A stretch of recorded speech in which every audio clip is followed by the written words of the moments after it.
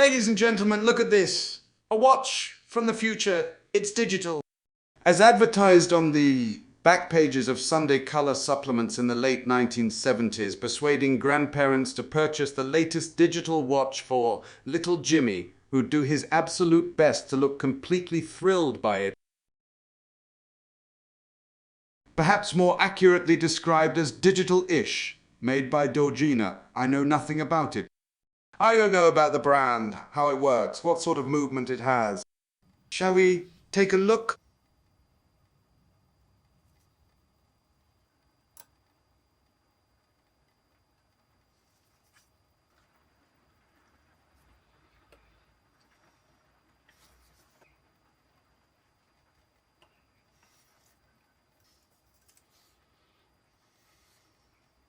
Not sure what the dial washer is for, given that this disc is screwed down into place. We have hour-minute discs sitting next to each other instead of the usual hands in the middle of the watch. It'll be interesting to find out how this arrangement is achieved. Let's get these discs off and put away safely before we do anything else.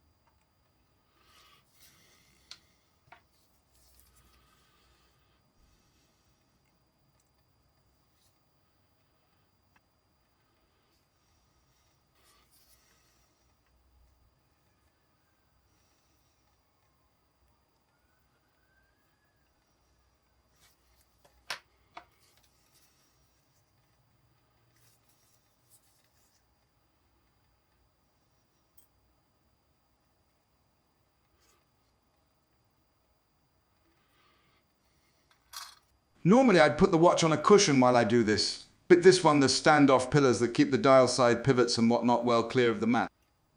Let's get the stem out, then we can remove this plastic cover and see what we've got.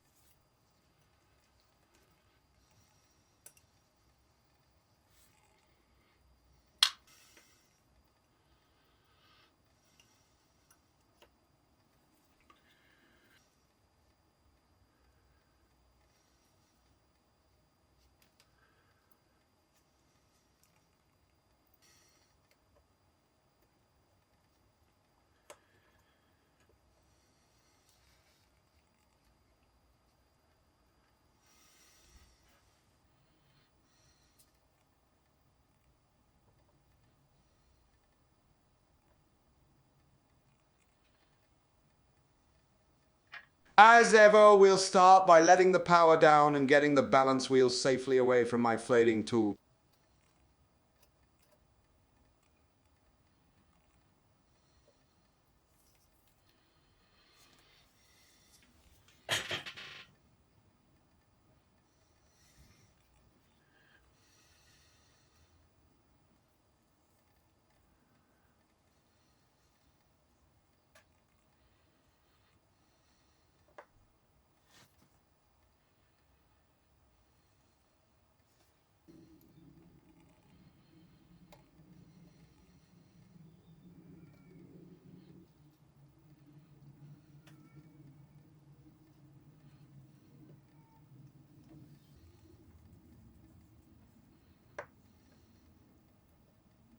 The pallet fork can go now too, releasing any residual power left on the movement. Where the bloody hell did that screw go? Just disappeared into the workings of the movement. It can't have gone far.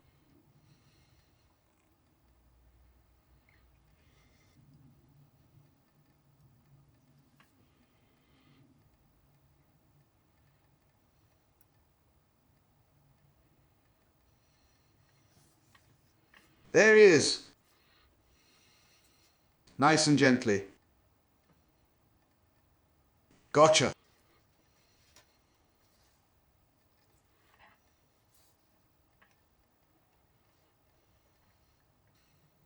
I'm holding these levers off from the wheels, don't want to damage any teeth.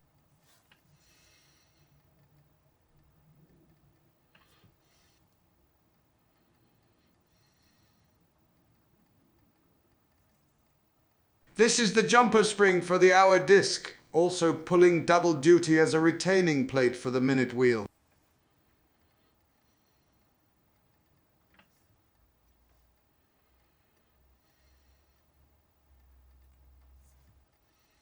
Unusual motion work set up here. The cannon pinion has this plate holding it in place, because it's not the usual friction fit into the center wheel, not least because there is no center wheel.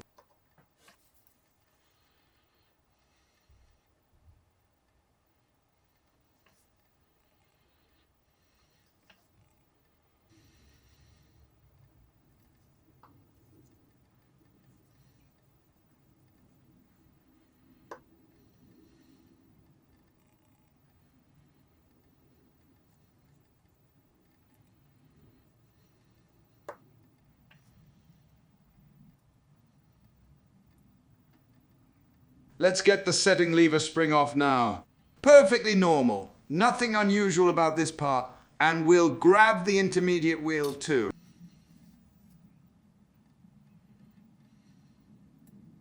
This stack of wheels is the heart of the watch. It's driven directly by the main spring barrel and then drives the wheel on the underside of the minute display. It also turns the arm on the cannon pinion that jumps the hour display, and if it's not already got enough jobs to do, it's also got a friction fit wheel built into it that allows the motion works to move when in hand setting mode.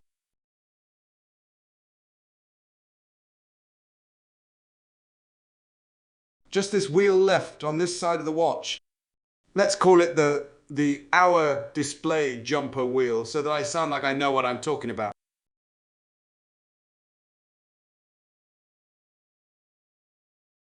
This side of the watch has a few unusual elements too. Most notably, there is no center wheel. The second wheel is off to the side of the movement. Also, the barrel rotates in the opposite direction to most Swiss movements. And there's just one bridge for the barrel and train of wheels.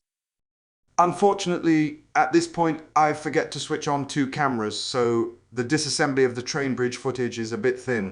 But don't worry, the reassembly will be captured beautifully. We've removed the crown wheel, intermediate wheel and ratchet wheel. We can get the combined barrel and train of wheels bridge off and see what's in store for us. Train of wheels looks straightforward, just the escape wheel to go. The bottom jewel for the escape wheel has a crack running right through it. We can't let that go. We're going to have to replace the jewel.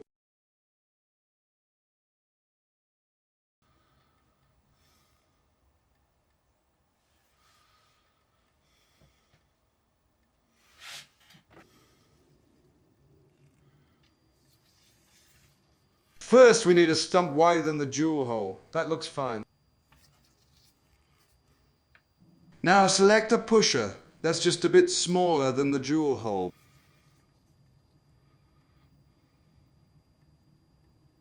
This one looks the same size. We'll go down one size.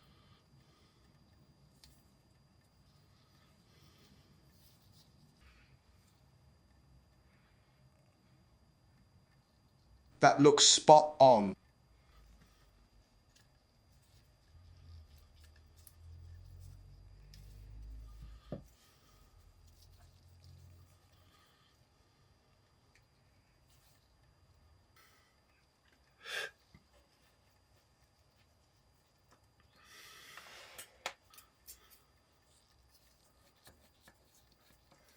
Use the centering pin in the pusher to get us positioned correctly, and then apply just enough pressure to grip the main plate in position. We'll note the measurement on the micrometer. We can use this measurement as a guide when fitting the replacement. But more important than the micrometer is the feel of the jewel positioning and checking the escape wheel position with the new jewel fitted.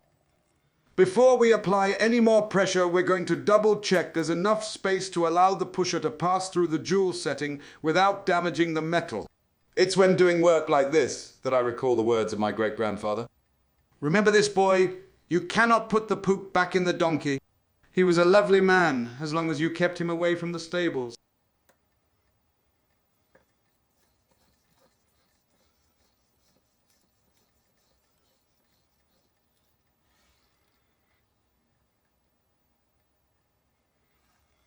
It stayed together. That's good news. I need to measure the diameter of this jewel. That's simple enough with a bench micrometer that I have on order but hasn't arrived yet. So my other option is to simply balance the jewel on this oiler and somehow close the jaws of this micrometer without knocking it off.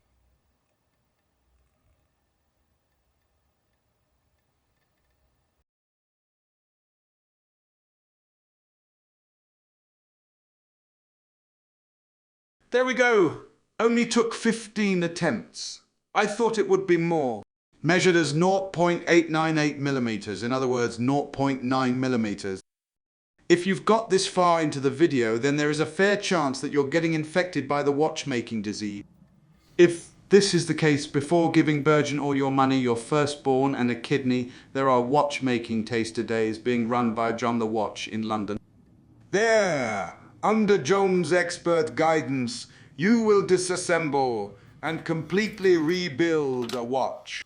There is a link in the description with details. The next one is in January. When we fit the new escape wheel jewel, we'll be positioning the escape wheel so it sits at the right height with respect to the pallet fork. While we're waiting for the replacement jewel to come tomorrow, we can check that the pallet fork is at the correct height with respect to the balance wheel. We're checking 3 things here. The pallet fork guard pin is aligned with the balance wheel roller table, the pallet horns are clear of the balance wheel, and the horns are at the correct height with respect to the balance impulse jewel. There's a great watchmaker on YouTube, Alex, on the Watch Repair Tutorials channel. He always says, in watchmaking everything is important.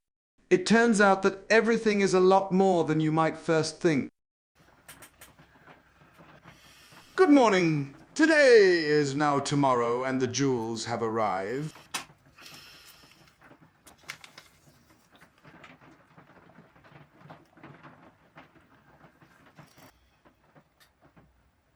Let's plonk the jewel onto the hole. Then we can use the Haraya tool to push it home.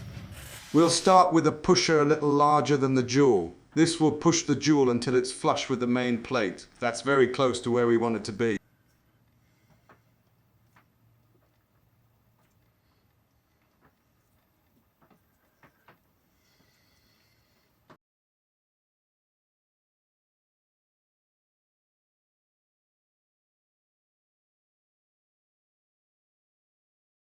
Escape wheel and pallet fork back in. Now check the end shake and escape wheel teeth height with respect to the pallet fork jewels.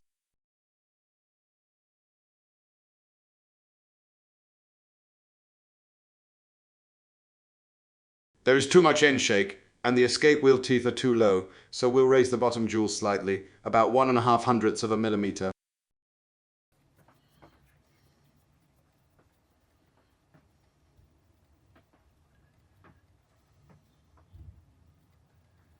We need a pusher slightly smaller than the jewel. Set the pusher firmly against the jewel. Now using the micrometer as a guide, give the jewel a little shove.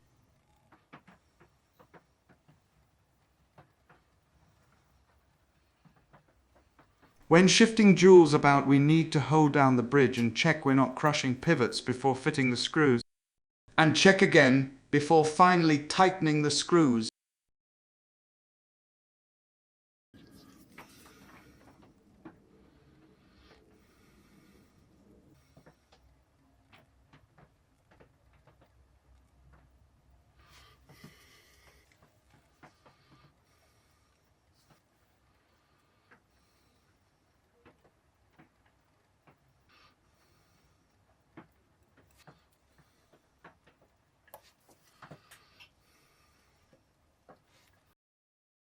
That is more like it. End shake is much better and the face of the escape wheel teeth are right in the middle of the pallet jewel. Let's get on with the rest of the service. Let's get ready for the cleaning machine. We'll put the balance in place, safest place for it.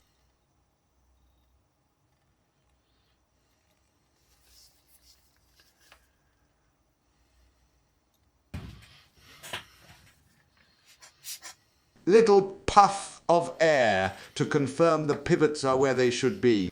The balance jewels are removed and will be cleaned manually. This also allows the balance pivots free access to the cleaning solution in the machine.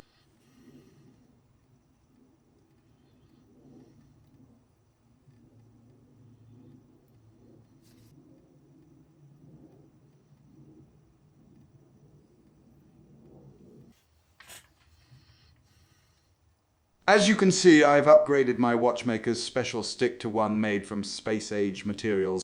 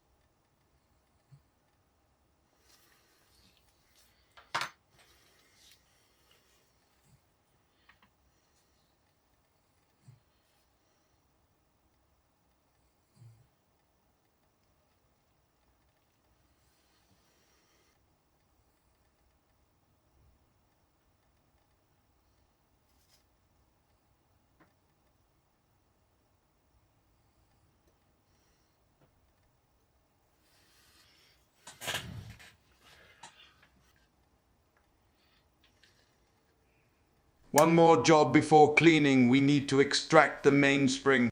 A bloke in my local pub told me that there's the same energy stored in a mainspring as 1.5 sticks of dynamite. Let's be careful, and everyone makes it home.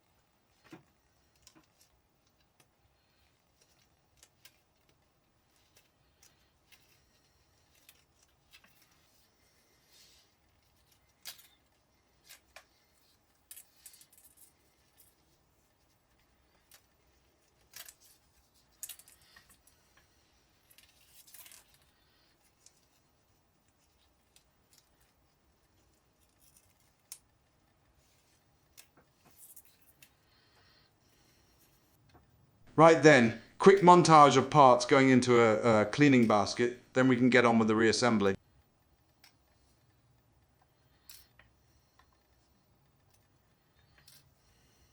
We'll start by rearming the mainspring barrel with its spring.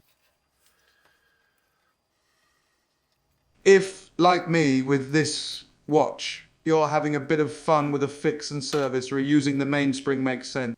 But if you're giving a watch a full service for someone, replacing the mainspring with a new one is the better way to go. Mainspring winders are certainly better than trying to fit the mainspring by hand, but come with their own challenges.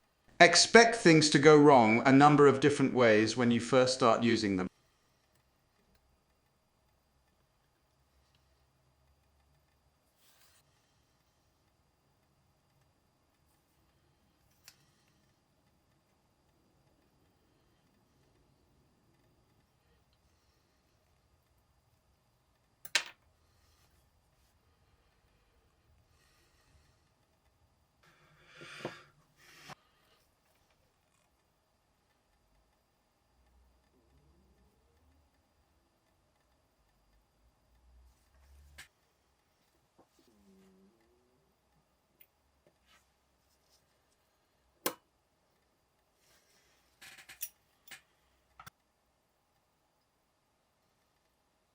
Little bit of oil, we can fit the arbor.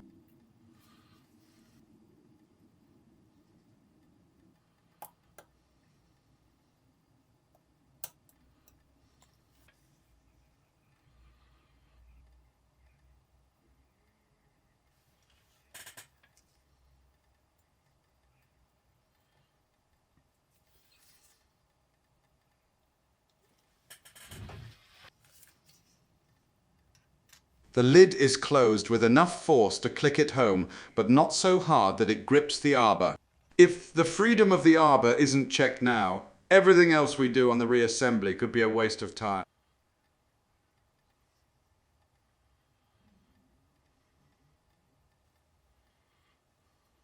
We'll also add the oil to the balance wheel cap jewels. The top and bottom jewels on the balance wheel look the same, but are often ever so slightly different sizes. Why, nobody knows, but it does mean it's important to keep track of which is which, as getting them the wrong way round will cause a watch to run poorly, or not at all.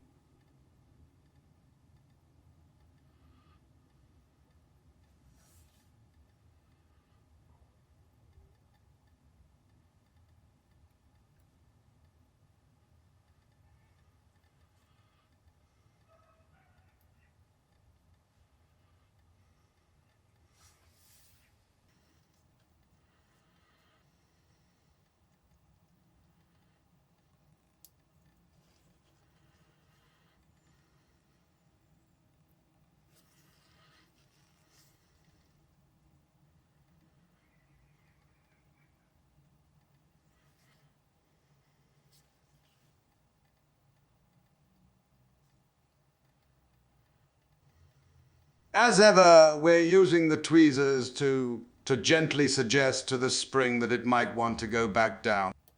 Don't argue with these, you won't win.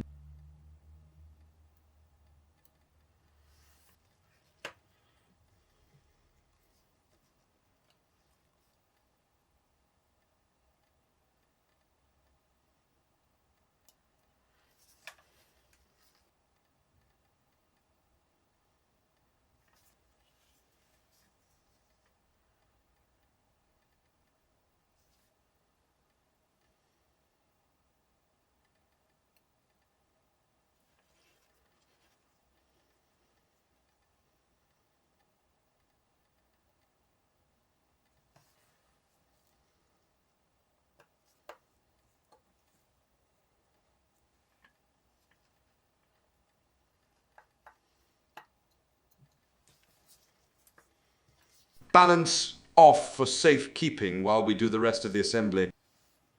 Right then, we're reassembling barrel in first. Escape wheel into its brand new minty fresh jewel. Nice. Everything on this side of the watch is doing one job and one job only. It's regulating the speed that the barrel turns. That's it, nothing else. No second-hand pinion, no center wheel turning once an hour for a minute hand. Genuinely unusual movement.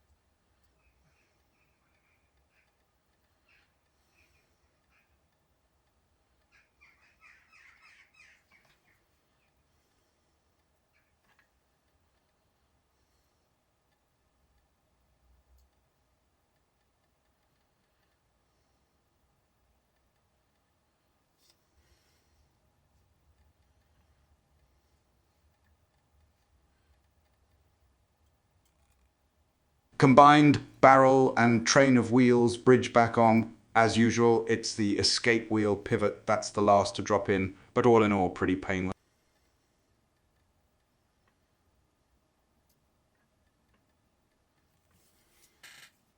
Holding the bridge in place with my space-age watchmaker's special stick, and we'll check the freedom of the train before bolting everything down. Why, us YouTube watchmaking gods usually just show a quick spin. In reality, it's worth checking a complete turn of the mainspring barrel. This is the last chance to find an issue before we spend time lubricating the watch.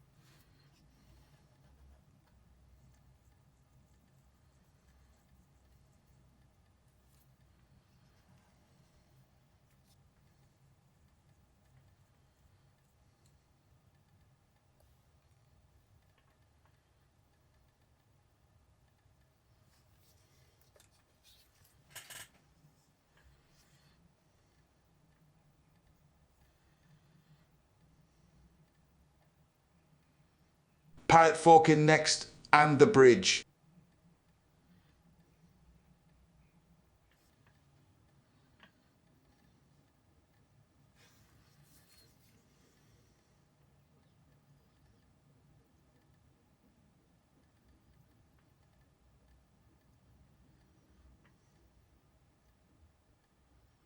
We'll give the pallet fork a nudge to get the pivot in, and here we go. The bridge is tight on the steady pins, but I'm still keeping a close eye on the pivot as it's screwed down.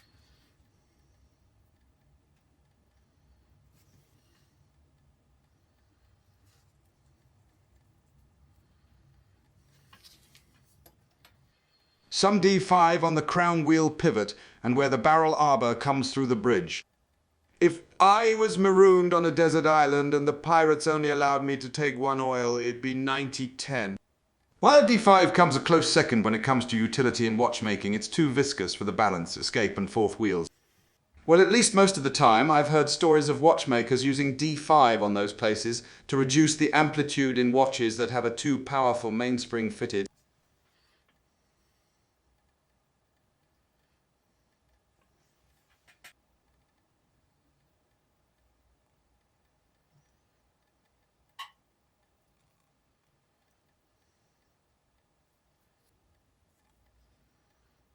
Always nice to see a reverse threaded screw marked as such. It's more common to find them looking like normal screws. And if you don't have the documentation for a vintage watch, you have to take your chances.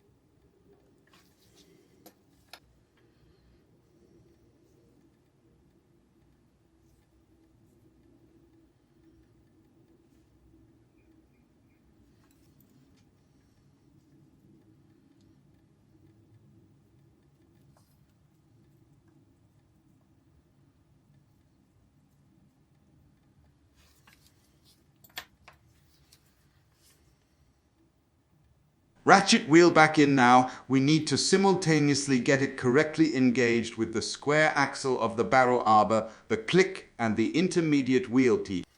But despite being a little fiddly, it's very low stress. One of the rare watchmaking jobs where nothing is going to break or ping off into the fifth dimension.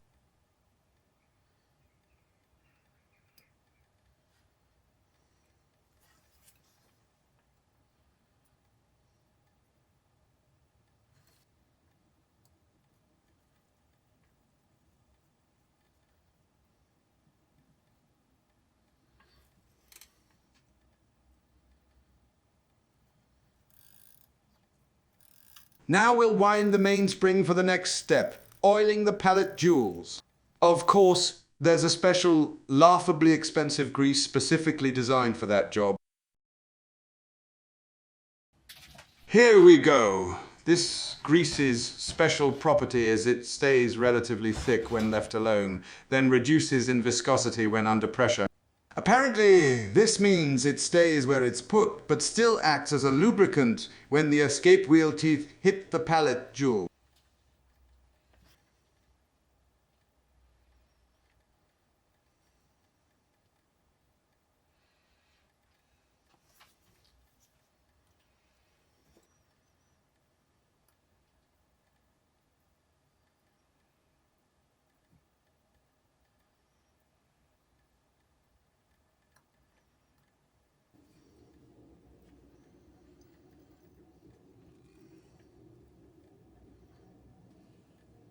Now, the moment of truth, fitting the balance wheel and discovering how we've done.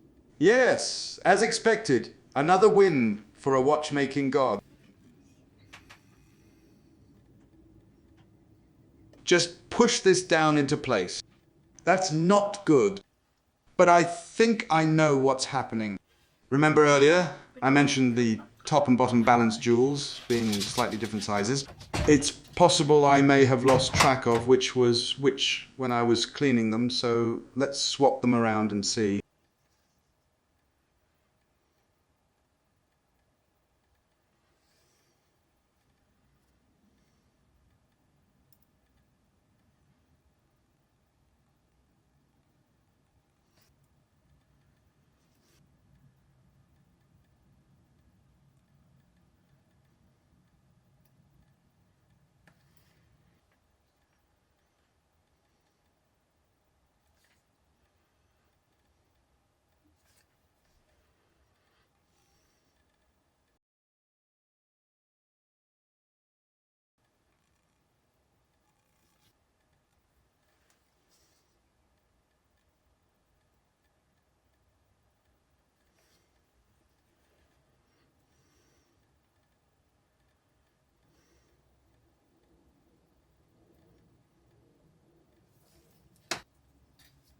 Much better. We need oil next. A tiny amount of oil.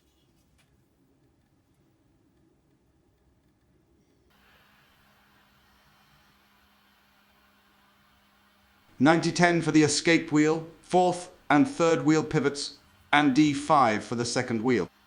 There is no right way to lubricate a watch, just a lot of different ways for other watchmakers to tell you why it's wrong.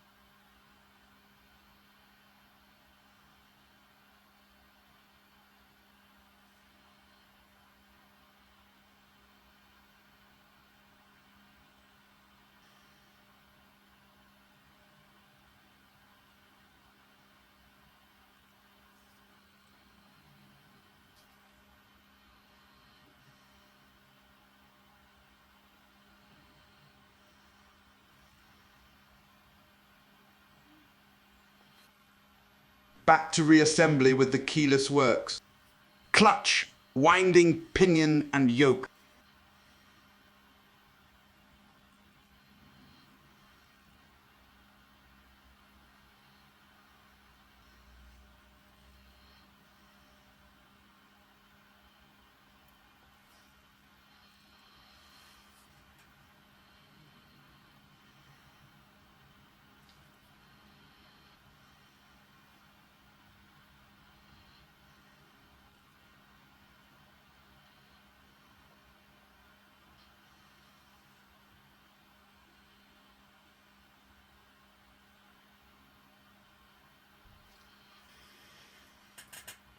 I've had a pretty good run with yoke springs recently, not had to dig into my stash of replacement. But getting relaxed is what they want. They sense a moment's weakness and they're off. And it's in place. Not this time, yoke spring, not this time.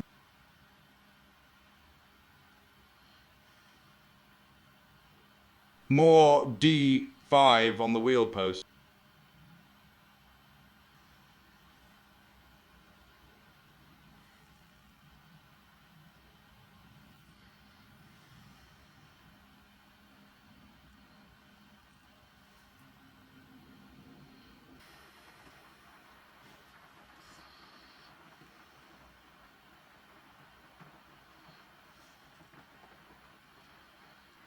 The cannon pinion just plonks into place. No friction fit on this movement.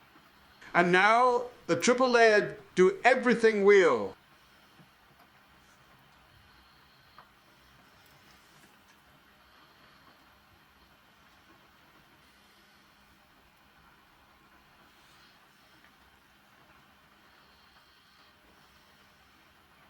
The setting lever spring fits between the top part of the triple wheel, a bit fiddly.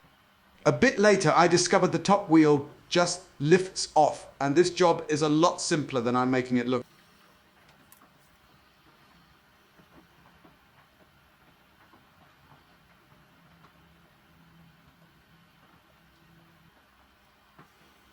But it's in, so no harm done.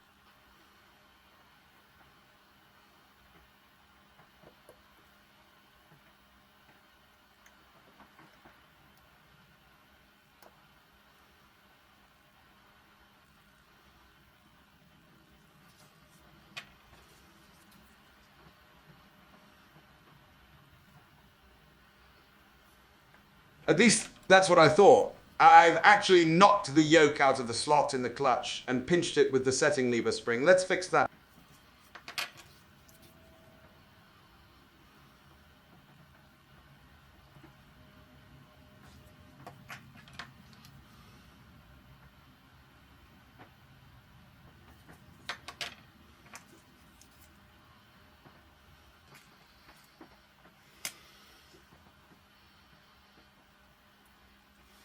What did we call this before? The disc jumper wheel, wasn't it? Anyway, it can go back on now.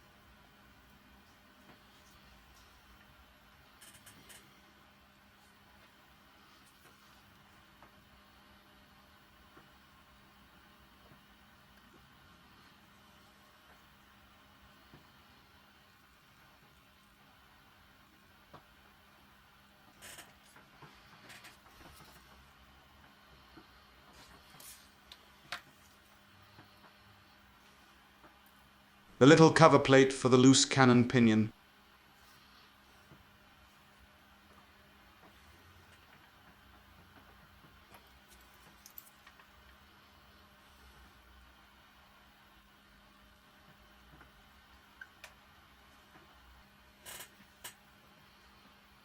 Combination hour wheel jumper spring and cover plate.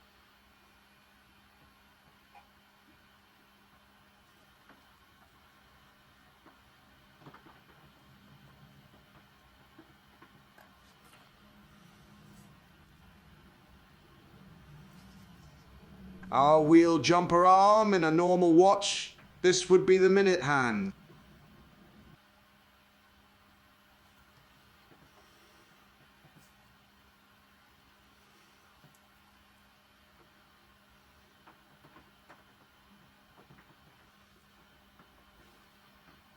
Quick check that the operation looks good and then we can fit the display disc.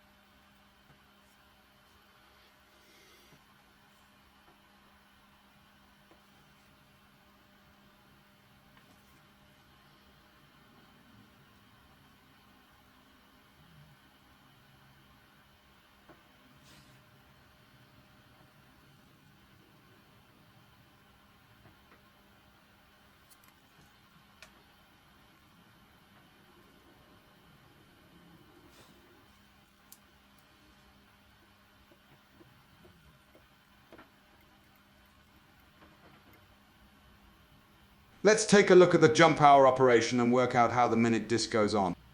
Looks like if we put the 0 minutes in line with the arm, that'll be a good start.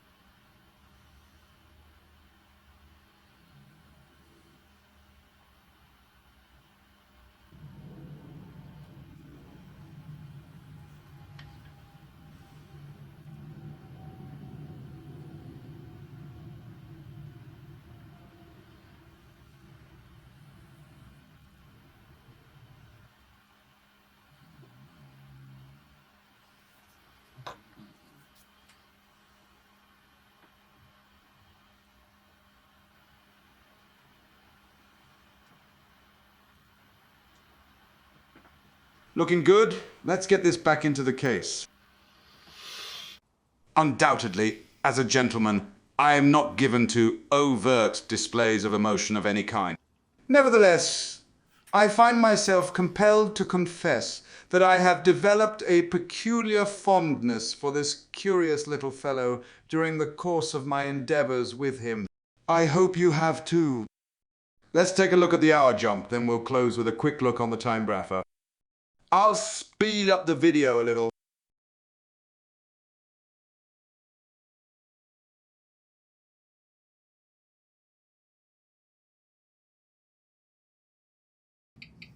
That's not too bad for a 50-year-old cheap movement. It is suffering a bit from low amplitude, but that's the price one pays for not replacing the mainspring. And in vertical, I'll take that very pleased. Right, nothing more to see here, that's it. If you're watching before Christmas, have a peaceful and happy time. If you're watching after, I'm pretty sure there's one more box of mince pies on the top shelf of the cupboard. Go on, treat yourself.